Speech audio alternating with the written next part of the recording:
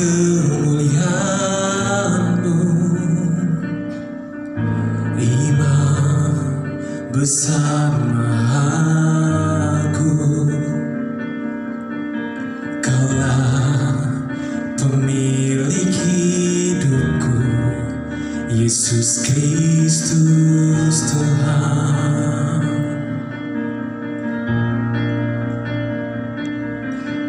Sujud di depan tahta-Mu, taklukkan seluruh hidupku. Dalam nama-Mu penebus, Yesus Kristus Tuhan.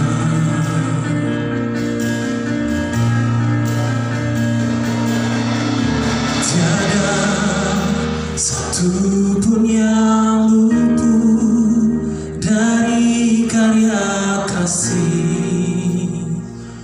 yang mulia.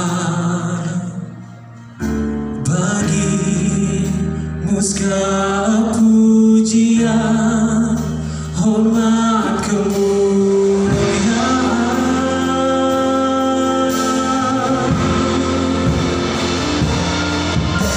Engkau Tuhan ku tinggikan, yang bangkit dan menang, Yesus Kristus Tuhan. Raja mulia dan luhur, berkorban bagiku. Selamatkan jiwaku.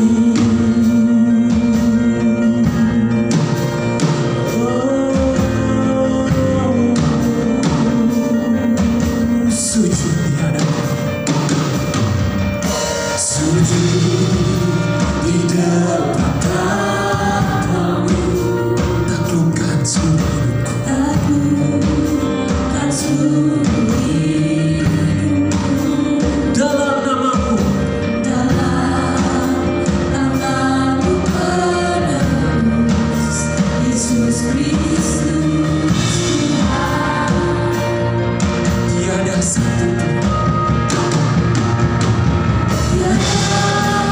satu pun yang luput dari karya kasih-Mu yang mulia. Bagi-Mu segala pujian, hormat, kemuliaan.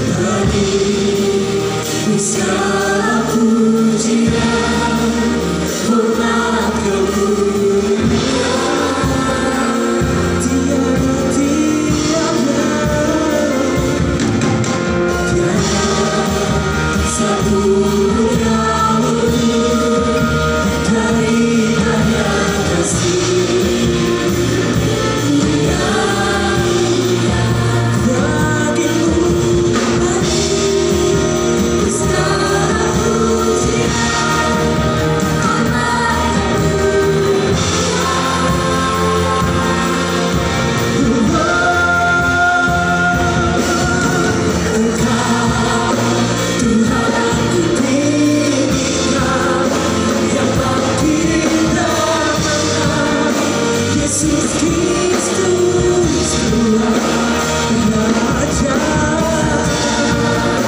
muliamu berkobar bagiku.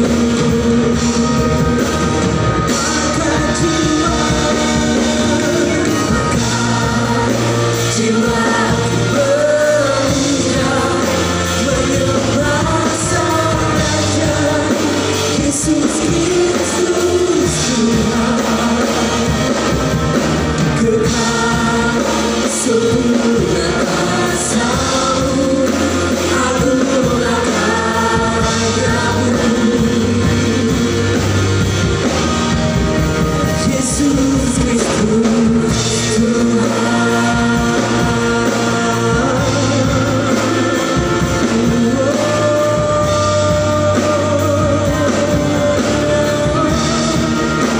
Yesus Kristus Tuhan,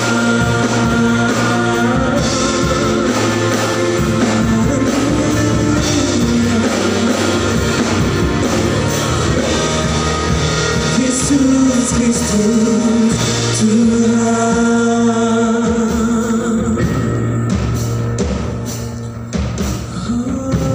Oh, kami mau bersorak bagi nama-Mu.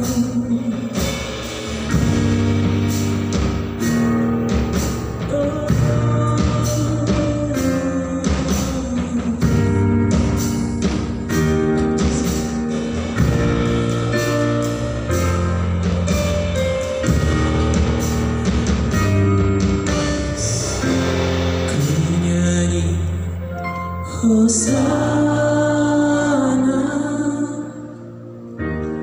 bagi Rajaku yang duduk di tahta. Aku muliakan dan ku agungkan, Kau layak disembah.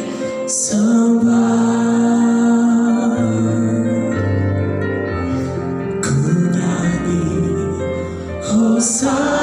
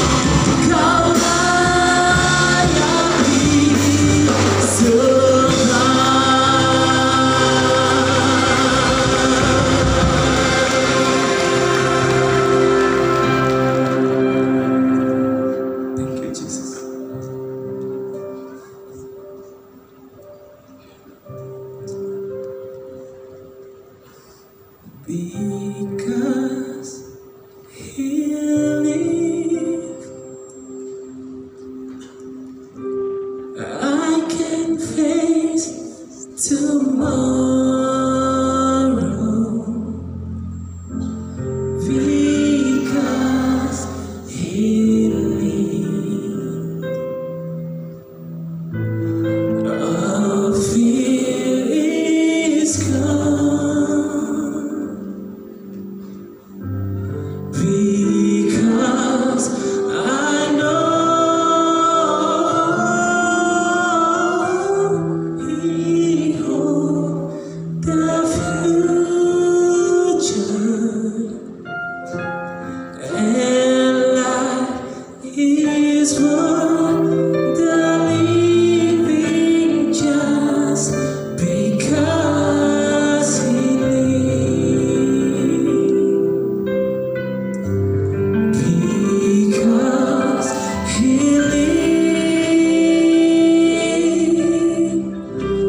I can face tomorrow because He lives. All fear is gone because I know He holds the future, and life is worth the living just because He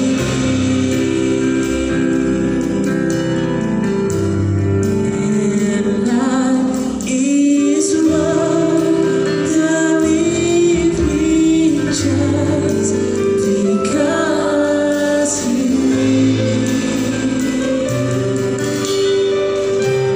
and life is worth the living just because He lives.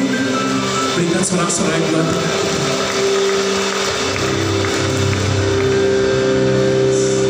Dengan kasih Kristus Mama Gembala,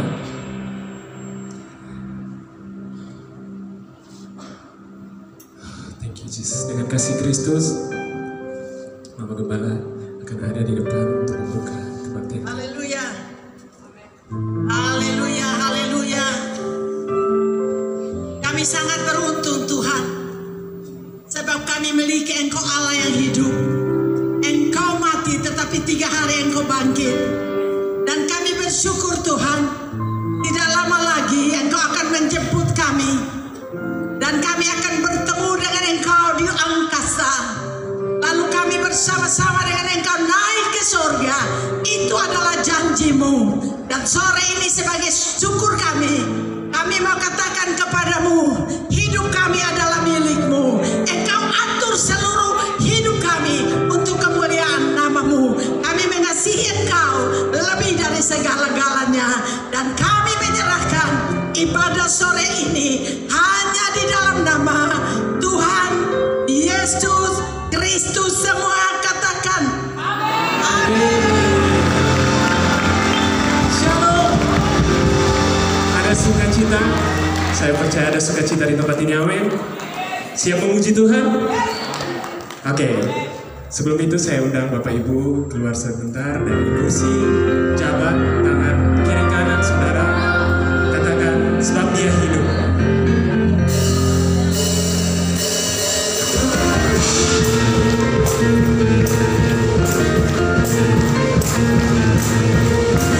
Mari semua tangan di atas.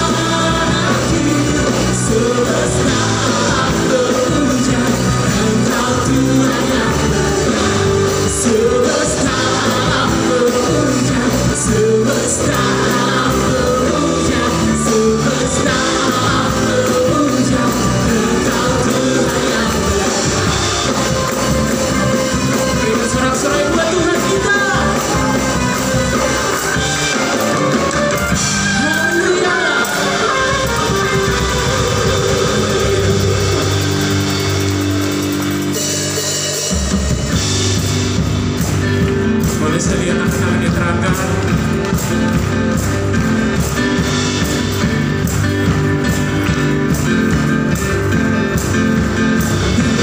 Yesus menara yang kuat, nama Yesus kota benteng yang teguh, nama Yesus kalahkan semua musuh, nama Yesus di atas segalanya. Ayo jemaat Tuhan, come on. Nama Yesus menara yang kuat, nama Yesus kota benteng yang teguh, nama Yesus kalahkan semua musuh, nama Yesus di atas segalanya.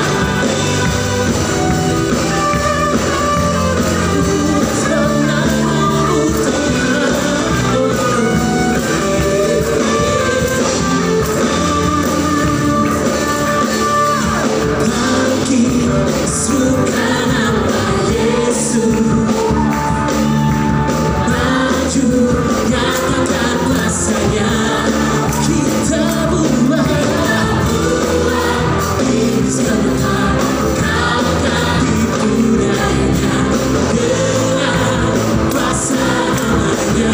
Sekali lagi katakan bangkit, bangkit, suka nama Yesus, maju, maju, nyatakan kuasanya, kita buat ini sebentar, kalahkan tipu dayanya dengan kuasa namanya. Nama Yesus menara yang kuat, nama Yesus kota benteng yang teguh, nama Yesus kalahkan semua musuh, nama Yesus di atas segalanya, nama Yesus menara yang kuat, nama Yesus kota benteng yang teguh, nama Yesus kalahkan semua musuh, nama Yesus di atas segalanya, nama Yesus menara yang kuat, nama Yesus kota benteng yang teguh,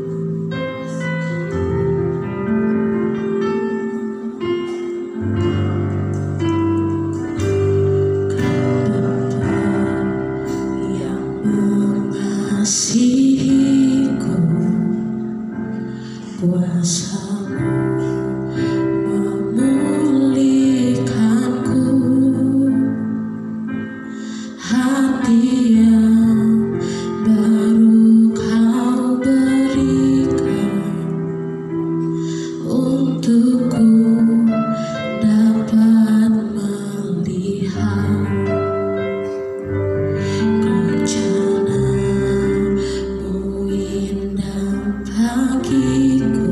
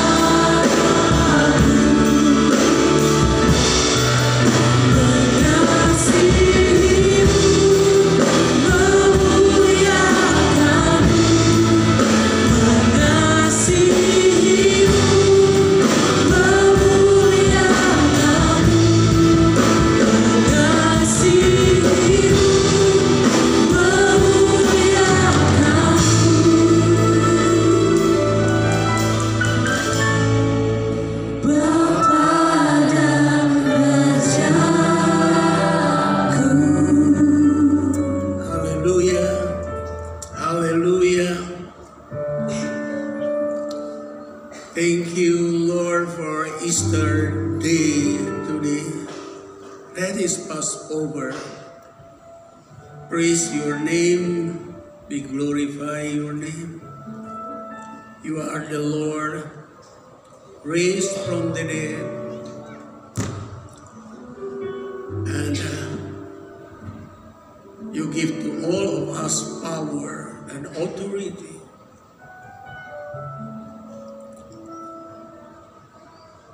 Thank you, Lord. Puji namamu Bapa, untuk hari ini adalah hari Paskah, di mana Engkau berkemenangan atas maut. Engkau menang, Engkau bangkit, dan Engkau memberikan warisan berharga buat kami, yaitu otoritas dan wewenang, sehingga kami tidak perlu takut dan gentar apapun yang akan menerpa dan menimpa hidup ini, karena Engkau adalah pemenang dan kami adalah anak-anak-Mu. Itu berarti bahwa genetika kemenangan ada pada diri kami. Terpujilah Engkau Bapa. Sebuah hari kemerdekaan daripada belenggu, satu hari di mana kami dikasih ingat tentang bagaimana kami direbut daripada tempat kekelaman dan kegelapan. Satu hari di mana kami ingat bahwa dari tempat jurang yang dalam kami diangkat, sehingga kami menjadi orang-orang yang dikuduskan, disucikan, dan diletakkan kuasa. Terima kasih Tuhan Yesus. Kami percaya pula bahwa firman Tuhan yang akan disampaikan akan memberi kekuatan kepada kami untuk berjalan dalam kehidupan yang masih sisa yang Tuhan berikan buat kami. Terima kasih Tuhan Yesus, kami siap dengar sabda-Mu. Dalam nama Yesus Tuhan, kami sudah berdoa. Haleluya, haleluya, amin. Silakan duduk. Bapak, Ibu, dan saudara-saudara yang saya kasih dalam Tuhan Yesus.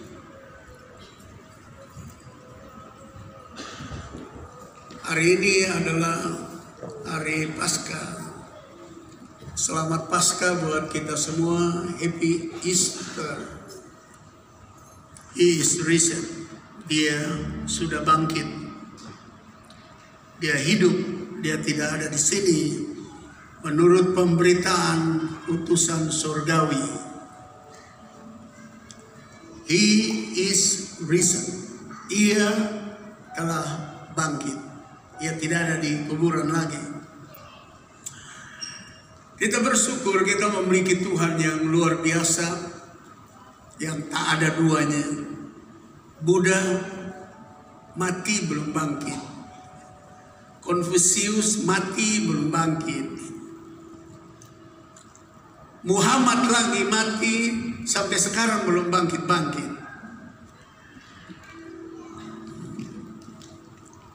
Sebuah kebebalan sedang menguasai dunia hari ini, dan sebuah kebodohan besar sedang melanda dunia, karena Tuhan yang mereka percaya mati dan belum bangkit-bangkit sampai sekarang, toh masih dipercayai terus. Itu sebuah kebebalan, sebuah kebodohan. Tapi apa yang kita harus katakan? Iblis telah membutakan mata hati begitu banyak orang, terlebih begitu banyak orang di Indonesia. Mengapa mereka masih setia kepada yang mati? Bahkan mereka masih mendoakan Tuhan yang mati agar selamat. Mereka masih setia. Kalau begitu, bagaimana tentang kita yang punya Tuhan yang hidup? Tentu kita harus lebih setia lagi. Kalau kepercayaan orang secara mayoritas di bangsa ini, sepertinya dilanda dengan kebebalan dan kebodohan, mengikuti sang Tuhan, sang Allah mereka yang masih ada di kuburan. Kita bukan seperti itu. Pemberitaan dari sorga berkata, He is risen. Dia telah bangkit, yaitu Kristus Yesus Tuhan. Jadi kita adalah orang-orang yang beruntung memiliki Tuhan yang hidup, bukan patung, bukan batu, bukan yang mati lalu masih di kuburan.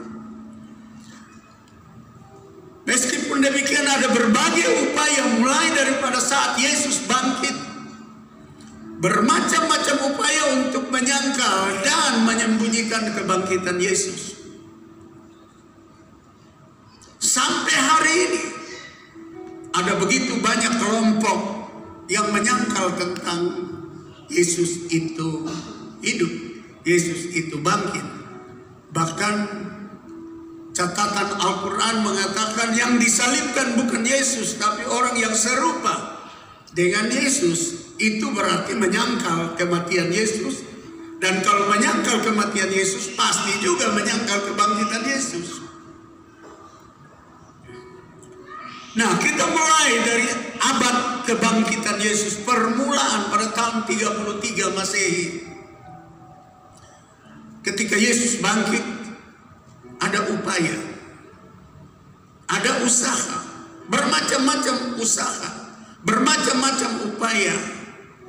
The various effort to deny and hide the resurrection of the Lord Jesus Christ. Jadi begitu macam variasi, bermacam-macam cara mengatakan bahwa Yesus tidak bangkit. Dan kita mulai dengan bagian pertama, usaha pertama, supaya Yesus tidak usah bangkit. Mari kita baca Matius pasal 27 ayat 62 mulai. Keesokan harinya, yaitu sesudah hari persiapan, dan waktu Yesus disalib sudah mati, mereka tombak rusuknya, lalu menetes darah dan air, lalu diturunkan, yaitu pada hari persiapan, lalu dikuburkan. Datanglah imam-imam kepala, jadi Yesus sudah dikuburan, sudah dikubur. Datanglah imam-imam kepala dan orang-orang Farisi bersama-sama menghadap Pilatus. Pilatus sebagai wali negeri waktu itu, wali negeri yang ditetapkan oleh penjajah Romawi. Dan mereka berkata, Tuhan, kami ingat, dengar kalimat ini, penjahat-penjahat ini ingat, bahwa si penyesat, mereka bilang Yesus itu penyesat, tapi mereka ingat apa yang dia omong. Penyesat itu sewaktu hidupnya berkata, sesudah 3 hari aku akan bangkit. Saya berhenti dulu di ayat ini. Anda bisa bayangkan, Bapak Ibu bisa bayangkan, sering terjadi orang Kristen susah ingat apa yang Tuhan Yesus omong. Tapi penjahat-penjahat ini ingat. Dia omong bahwa dia mati, tapi hari ketiga dia bangkit. Murid-murid saja tidak ingat, sehingga waktu dia bangkit baru firman Allah berkata, baru mereka ingat apa yang dikatakan Yesus. Tapi si penjahat, pembunuh yang berupaya, imam-imam kepala, ahli-ahli Torah, bersama dengan pemerintah penjajah, dikatakan oleh imam-imam bahwa kami ingat apa yang dia omong, bahwa dia mati tapi hari ketiga dia bangkit. Ini sebuah berita menampar orang Kristen hari ini. Dengar suara Tuhan tapi susah ingat. Tapi orang-orang nakal ini dengar firman Tuhan, mereka ingat. Hanya memang aksinya berbeda. Aksinya itu yaitu begini. Karena itu mereka minta. Karena itu jadi imam-imam ini minta, perintahkanlah untuk menjaga kubur itu sampai hari ketiga. Jikalau tidak, murid-muridnya mungkin datang untuk mencuri dia. lalu mengatakan kepada rakyat, ia telah bangkit dari antara orang mati, sehingga penyesatan yang terakhir akan lebih buruk akibatnya daripada yang pertama. Kata Pilatus kepada mereka, ini penjaga-penjaga, bagimu pergi dan jagalah kubur itu sebaik-baiknya. Maka pergilah mereka dan dengan bantuan penjaga-penjaga itu mereka mematrekan kubur itu, pintu kubur itu, dan menjaganya. Ini upaya pertama untuk supaya Yesus jangan bangkit.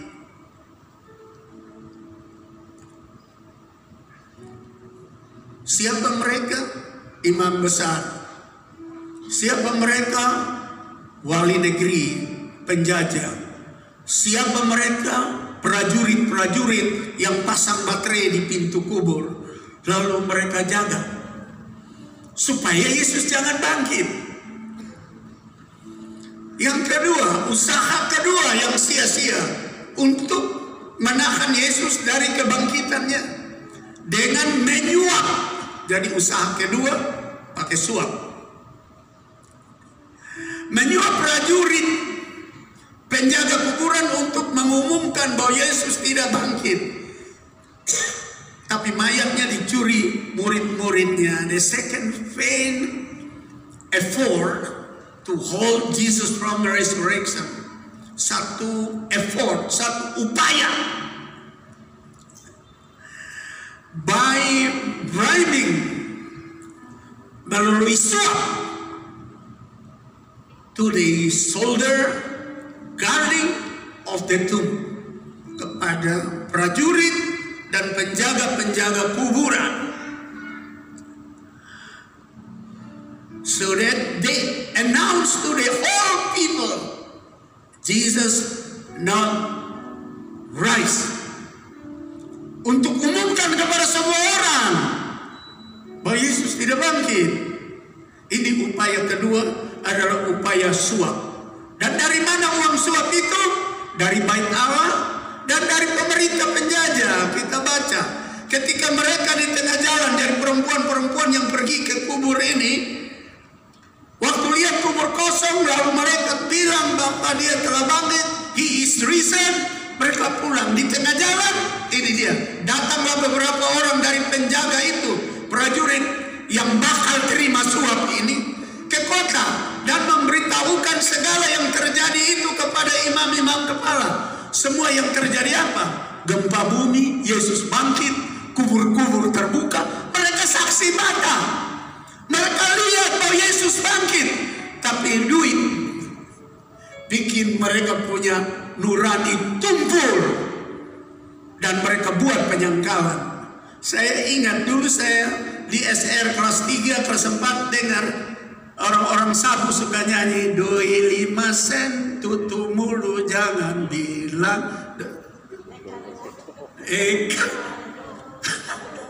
itu nyanyian orang Sabu.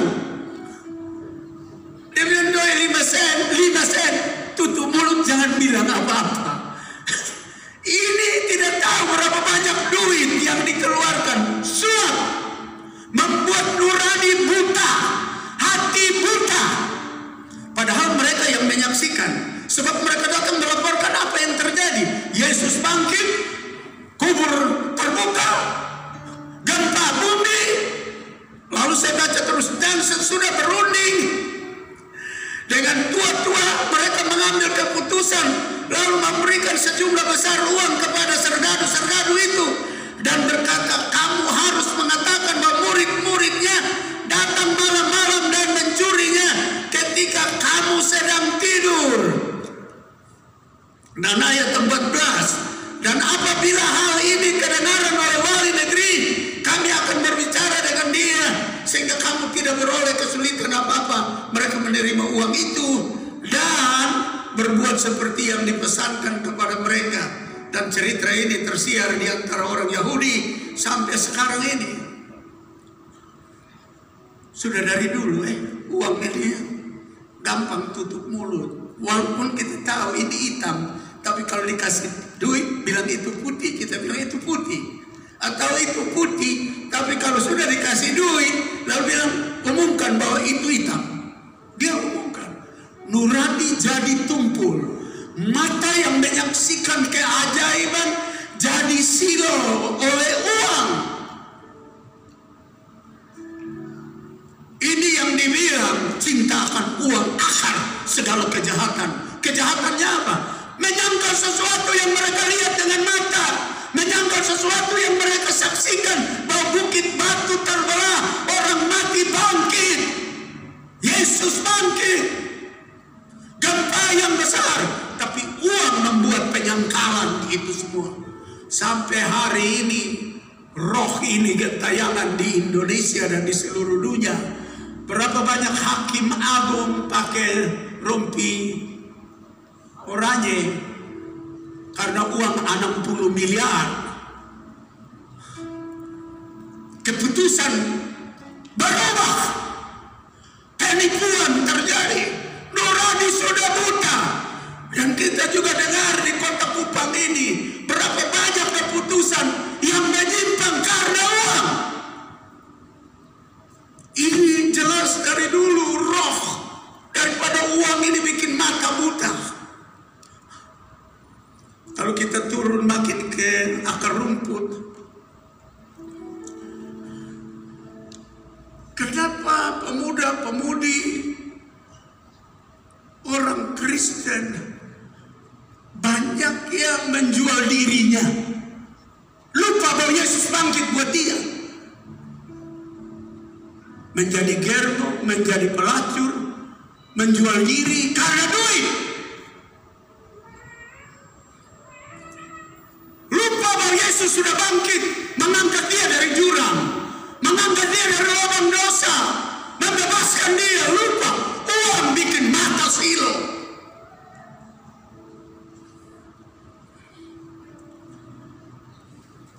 Lalu tentara-tentara, prajurit-prajurit, kemana-mana mereka announce about Jesus not rise. Mereka umumkan kemana-mana, Yesus tidak bangkit. Duit tutup otak, duit tutup mata, duit tutup hati. Dan tersiar cerita ini di kalangan orang Yahudi sampai sekarang ini. Dan pada permulaan abad ke-6 muncul seorang yang bernama Muhammad. Hampir 500 tahun lebih setelah Yesus bangkit, dia kasih tahu pengikutnya, dan pengikutnya tulis dalam Al-Quran bahwa yang disalib itu bukan Yesus, tapi orang serupa Yesus. Jadi Yesus itu tidak mati, dan kalau dia mati tidak bangkit, sebab dia bukan Tuhan.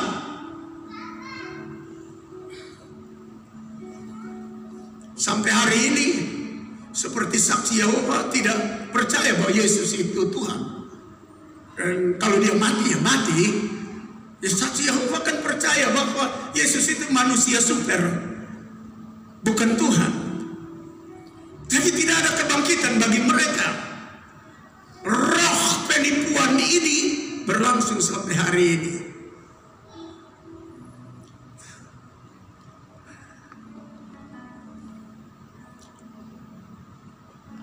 But what the heavenly messengers speak to all of us. Tapi bagaimana suara sorga? Bagaimana suara dari utusan sorga? Pemberitahuan utusan sorgawi, Yesus tidak dapat ditahan dalam kubur.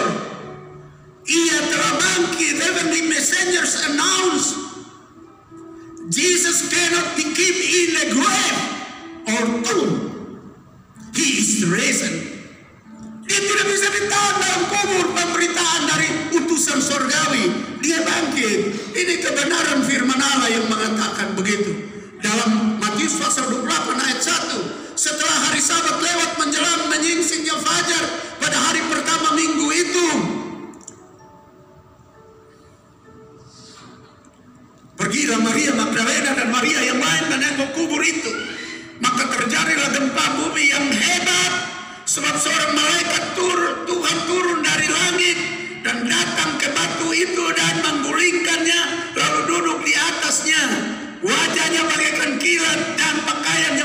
bagaikan salju. Dan penjaga yang terima suap itu, yang akan terima suap itu, gemetar, gentar, ketakutan, dan menjadi seperti orang mati. Mereka menyaksikan, tapi dikasih duit langsung mereka lupa itu semua. Dikasih uang lalu otak mereka langsung dicuci, mata mereka langsung ditutup, hati mereka langsung jadi buta, nurani mereka jadi buta. Akan tetapi malaikat itu berkata kepada perempuan-perempuan itu, janganlah kamu takut. Yang dikatakan kepada orang yang tidak akan terima suap sebagai saksi, dia tidak usah takut. Jangan seperti yang bakal terima suap itu. Mereka gentar ketakutan seperti orang mati. Jangan kamu takut, sebab aku tahu kamu mencari Yesus yang disalibkan itu. Ia tidak ada di sini, sebab ia telah bangkit, sama seperti yang telah dikatakannya. Marilah lihat tempat ia berbaring. Jadi imam, prajurit, penjaga kubur, semua berupaya memberi kesaksian bahwa Yesus tidak bangkit. Tapi sorga memberi kesaksian bahwa dia bangkit, dia hidup. Kesaksian sorga lebih kuat dari pembohong-pembohong dan tukang makan suap.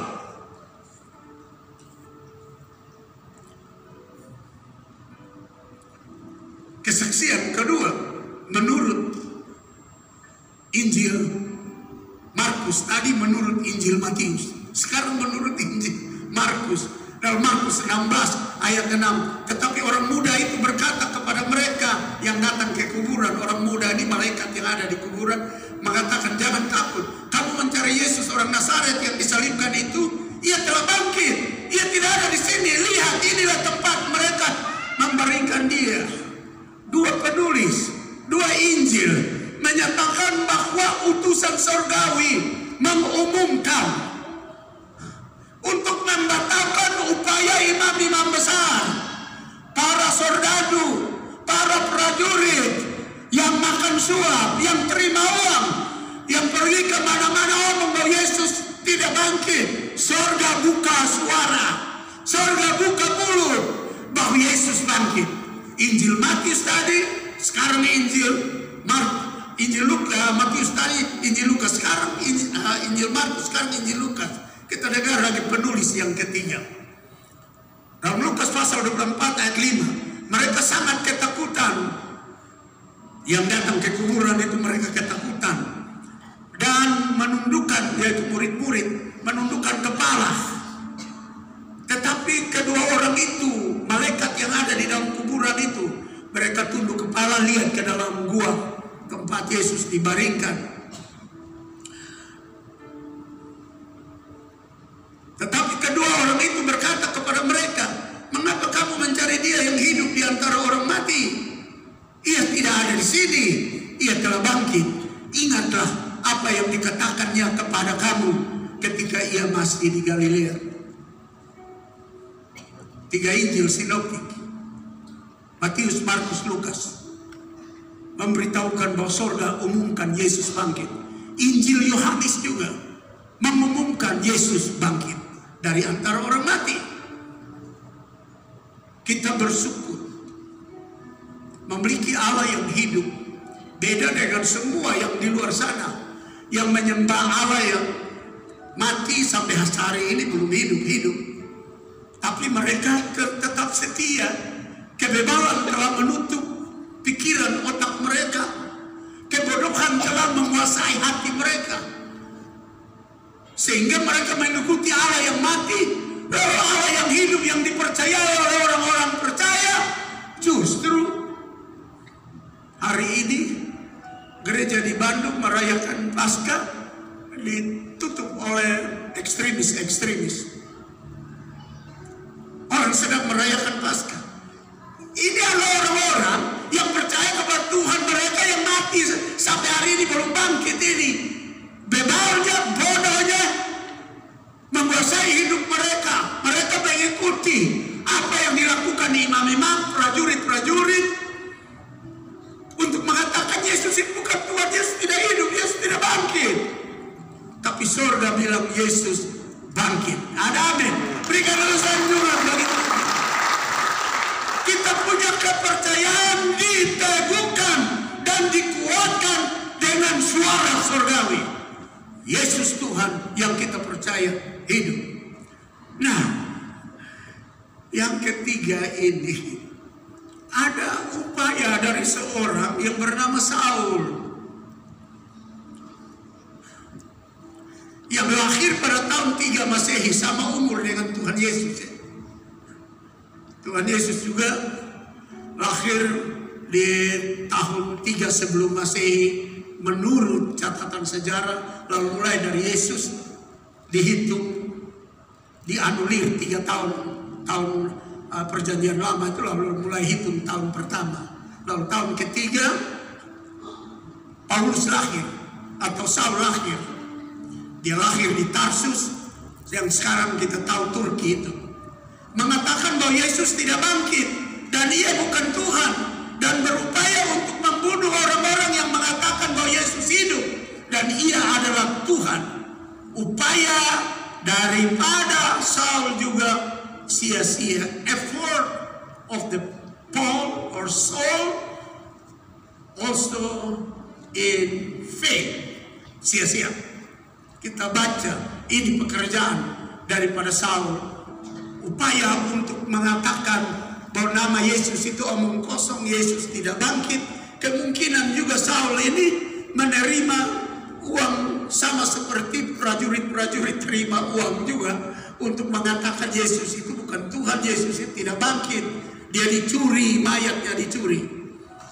Dalam KPR pasal 8 ayat 3, tetapi Saulus berusaha membinasakan jemaat itu, dan dia memasuki rumah demi rumah dan menyeret laki-laki dan perempuan keluar dan menyerahkan mereka untuk dimasukkan ke dalam penjara. Dalam KPR 22 ayat 5 mengatakan tentang hal itu, baik imam besar maupun majelis tua-tua dapat memberi kesaksian. Dari mereka aku telah membawa surat-surat untuk saudara-saudara di Damsyik, dan aku telah pergi ke sana untuk menangkap penganut-penganut jalan Tuhan yang terdapat juga di situ, dan membawa mereka ke Yerusalem untuk dihukum. Jadi kalau sekarang di kantor pemerintah atau kantor swasta, kalau dapat surat perintah jalan untuk pergi bertugas, pasti dapat duit, ongkos jalan. Saul dapat ongkos jalan untuk mengatakan Yesus bukan Tuhan, dia tidak bangkit, untuk pergi tangkap orang yang mengatakan Yesus itu Tuhan dan Yesus itu hidup. Dan pasti Saul punya uang jalan lebih besar dari Sordadu, karena Saul ini lulusan daripada sekolah tinggi daripada Gamaliel, dan dia termasuk orang yang nanti bakal punya jabatan imam besar. Dia pasti dia punya duit lebih besar. Jadi kalau Sordadu dapat 1 miliar, dia kira-kira 3. Dan dia lakukan itu tugas. Dan kita masih ingat bagaimana dia berdiri dan dia perintahkan anak buahnya lempar sama Stefanus dengan batu sampai mati. Karena Stefanus bilang, Yesus yang kamu salibkan itu bangkit dan hidup. Dia adalah Tuhan. Dia yang menebus kamu. Lalu diperintahkan lempar sampai mati. Dan Saul berdiri di situ, pakaian orang-orang yang lempar dengan batu ditaruh di kakinya, dan dia perintah kasih mati Stefanus. Jadi upaya ketiga ini dari seorang yang bernama Saulus, yang akhirnya bernama Paulus. Lalu kita lihat lagi dalam pasal 26 ayat 9. Bagaimanapun juga aku sendiri pernah menyangka bahwa aku harus keras bertindak menentang nama Yesus dari Nazaret. Hal itu kulakukan juga di Yerusalem. Aku bukan saja telah memasukkan banyak orang kudus ke dalam penjara setelah aku memperoleh kuasa dari imam-imam kepala, tetapi aku juga setuju jika mereka dihukum mati. Dalam rumah-rumah ibadah aku sering menyiksa mereka dan memaksanya untuk menyangkal iman mereka, iman yang mengatakan Yesus hidup, Yesus bangkit itu. Dan dalam amarah yang meluap-luap aku mengejar mereka, bahkan sampai ke kota-kota asing. Dia punya duit banyak, biaya banyak, terima uang suapnya cukup besar, sehingga dia bisa pergi kemana-mana untuk bungkam semua orang yang bicara bahwa Yesus itu bangkit, Yesus itu Tuhan. But what happened in the ending? Tapi apa yang terjadi pada akhirnya? Mari kita lihat. Tidak bisa lawan Tuhan Yesus. Ada amin. Dan tidak bisa tukar Tuhan Yesus dengan harta. Dengan uang, duit. Dengan harta. Dengan harta, dengan cinta. Dengan cinta, dengan harta. Dan dengan takhta. Bagaimana itu nyanyian? Jangan tukar Yesus. Semua masih ingat itu nyanyian? Ingat tapi belum bisa menyanyi sendiri. Mesti ada soul leader.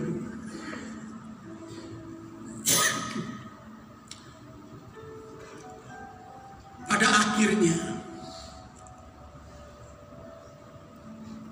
happening in the end of the Saul life, keadaan yang terjadi pada akhir hidup daripada Saul, where his name be changed, di mana namanya berubah menjadi become Paulus, Paul. Pertama Korintus 5 ayat 20. Tetapi yang benar, ini Paulus bilang, Paulus tulis, kirim ke Korintus, kirim kemana-mana, dihotbahkan kemana-mana, dan sampai pada sore hari ini dihotbahkan di sini. Penjahat kelas kakap ini membuat pengakuan, tetapi yang benar ialah bahwa Kristus telah dibangkitkan dari antara orang mati sebagai yang sulung dari orang-orang yang telah meninggal. Berikan dulu sanjungan terbaik. Lalu siapa pengikut daripada Buddha, daripada Konfusius, daripada Muhammad yang berkata Yesus tidak hidup, padahal mereka mati belum bangkit? Sorga bilang Yesus bangkit. 3 Injil sinoptik itu mengatakan, tambah Injil Yohanes mengatakan Yesus itu bangkit. Berakhir penjahat kelas kakap ini, Saul, mengatakan bahwa yang benar dia bangkit. Siapa mereka ini? Penyesat-penyesat yang masih bergentayangan hari ini. Karena itu bersyukur karena kita punya Tuhan Yesus. Ada amin. Ada amin. Ada pertanyaan yang besar. Many people have big question about 3 days Jesus in that grave. What Jesus doing? Ada banyak pertanyaan yang berkata, selama 3 hari Yesus ada di dalam kuburan, apa yang Yesus kerjakan untuk membuktikan keadilan dan cinta kasih dan anugerah Tuhan? Ini yang Yesus kerjakan 3 hari di dalam kuburan. Di dalam alam maut selama 3 hari Yesus menyelesaikan tugas yang penting, yaitu menyatakan diri kepada mereka yang sudah meninggal sebelum mengenal Dia, karena mereka bernubuat. Para nabi bernubuat, perjanjian lama bernubuat bahwa juru selamat akan datang, Mesias akan datang. Tapi mereka tidak tahu Mesias berupa seperti apa. Mereka sudah mati.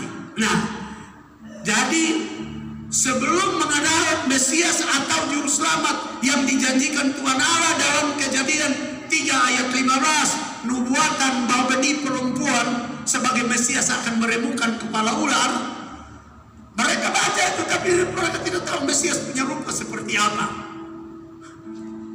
Dan nubuatan para nabi seperti Mika 5 ayat 1, seperti Yesaya pasal 9 yang mengatakan perempuan muda itu akan mengandung dan melahirkan seorang anak laki-laki namanya Immanuel, penebus, pembebas. Suara nubuatan ada, mereka tahu, tapi orangnya yang mana? Nah, mereka sudah mati. 3 hari itu Yesus ada di dalam kubur. Itulah pekerjaan Tuhan Yesus, memperkenalkan diri untuk mereka tahu, oh ini Mesias. Menurut pertama Petrus 3 ayat 19 dan 20 berkata begini, dan di dalam roh itu juga ia pergi memberitakan Injil kepada roh-roh yang di dalam penjara, maksudnya yang sudah mati, yaitu kepada roh-roh mereka yang dahulu pada waktu Nuh tidak taat kepada Allah, ketika Allah tetap menanti dengan sabar waktu Nuh sedang mempersiapkan bahteranya, di mana hanya sedikit, yaitu 8 orang yang diselamatkan oleh air bah itu. Semua mati, belum kenal Yesus, belum kenal Mesias. Lalu pertama Petrus 4 ayat 6, itulah sebabnya maka Injil telah diberitakan juga kepada orang-orang mati, supaya mereka sama seperti semua manusia, dihakimi secara badani, tetapi oleh roh dapat hidup menurut kehendak Allah. Jadi di sini letak keadilan daripada Tuhan dan kasih karunia.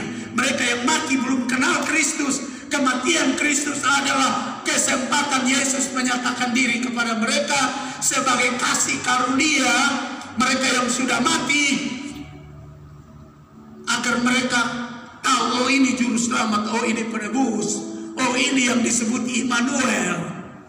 Sebab kalau tidak, lalu mereka dihukum masuk neraka. Tuhan tidak adil sebab mereka belum tahu juru selamat.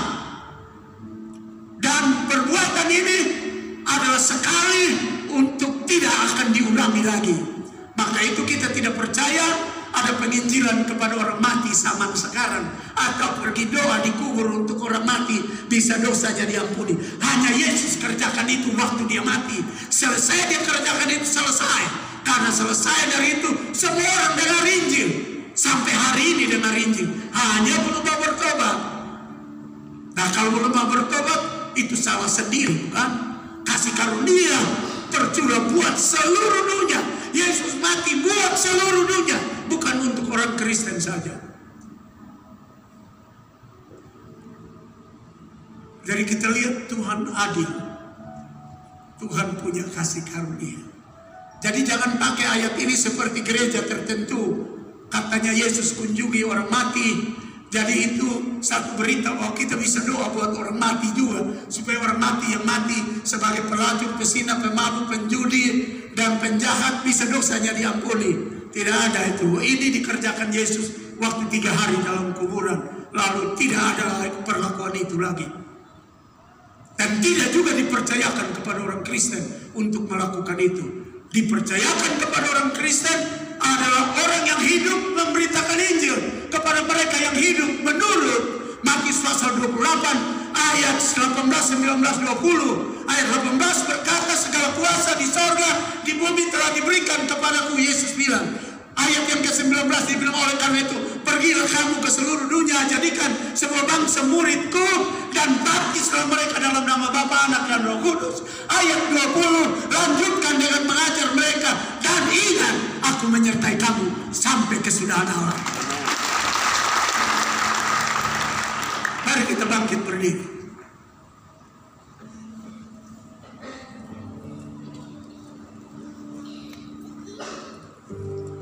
What will happen if Christ didn't rise? Bagaimana kalau Kristus tidak bangkit? Sambil kita berdiri, sebelum kita berdoa, dengar pertama Korintus 15 ditulis oleh Paulus, mantan penjahat kelas kakap ini. Dalam ayat 14, tetapi andai kata Kristus tidak dibangkitkan, maka sia-sialah pemberitaan kami dan sia-sialah juga kepercayaan kamu. Lebih daripada itu kami ternyata berdusta. Kalau sekarang saya kabar Injil khotbah bahwa Yesus itu Tuhan, dia tidak bangkit, saya bohong kepada Bapak Ibu. Saya berdusta. Kalau Bapak Ibu cerita Yesus kepada orang lain bahwa dia Allah yang hidup, padahal dia tidak bangkit, kita semua jadi pembohong. Begitu. Lebih daripada itu kami ternyata berdusta terhadap Allah, karena tentang dia kami katakan bahwa ia telah membangkitkan Kristus, padahal ia tidak membangkitkannya. Kalau andai kata benar bahwa orang mati tidak dibangkitkan, Sebab jika benar orang mati tidak dibangkitkan, maka Kristus juga tidak dibangkitkan. Dan jika Kristus tidak dibangkitkan, maka sia-sialah kepercayaan kamu, dan kamu masih hidup dalam dosamu. Karena dosa belum diampuni, belum berkemenangan atas maut dan kematian. Demikianlah binasa juga orang-orang yang mati dalam Kristus. Jika kita hanya dalam hidup ini saja menaruh pengharapan pada Kristus, maka kita adalah orang-orang yang paling malang dari segala manusia. Tetapi yang benar diulangi lagi ialah bahwa Kristus telah dibangkitkan dari antara orang mati sebagai yang sulung dari orang-orang yang telah meninggal. Jadi Bapak Ibu Saudara-saudara, kepercayaan kita tidak sia-sia, bukan pada sesuatu yang tidak ada nilainya, sesuatu yang telah menyelamatkan kita. Dia hidup, kita sampai hari ini menikmati pengawalan dan penjagaannya. Karena itu, mari kita tingkatkan iman percaya kita lebih daripada minggu yang sudah lewat, tahun yang sudah lewat, dan bulan yang sudah lewat, untuk berjalan menuju kepada kedewasaan rohani. Karena waktu Yesus datang, dia tidak mencari mempelai yang bayi seperti Muhammad cari mempelai yang umur 6 tahun dan menjadikan istri. Dia mencari mempelai yang dewasa, mempelai perempuan yang dewasa, yaitu gereja Tuhan. Karena itu kita harus dewasa di dalam Tuhan. Bukan kalimat ini menyangkut dewasa secara fisik, tapi secara rohani. Kita angkat itu nyanyian sebab dia hidup.